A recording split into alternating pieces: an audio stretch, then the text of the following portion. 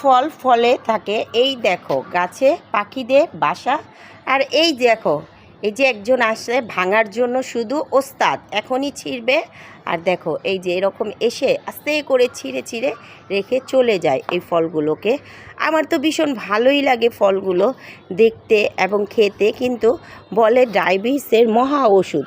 দেখো কী রকম পাকা আর কী রকম হয়। এই দেখো লালের টুকটুকা, পুরো বেশ লাগে। এখন ছাদটা কিন্তু সকাল সকাল ঘুরতে ভীষণ ভালো লাগতেছে, এবং আশেপাশে পাখির ডাক এবং খুবই টেস্টি হয় বলে। কিন্তু না, আসলে তিতা, প্রচণ্ড তিতা। একটু হালকা রোদ, একটু হালকা বৃষ্টি, আর পাখির ডাক কী সুন্দর। দেখো এই যে ছাদ বাগানটা আজকে একটু হালকা রৌদ্র আছে, তার জন্যই ভালো লাগছে, তাই আবার ঘুরতেও আসলাম।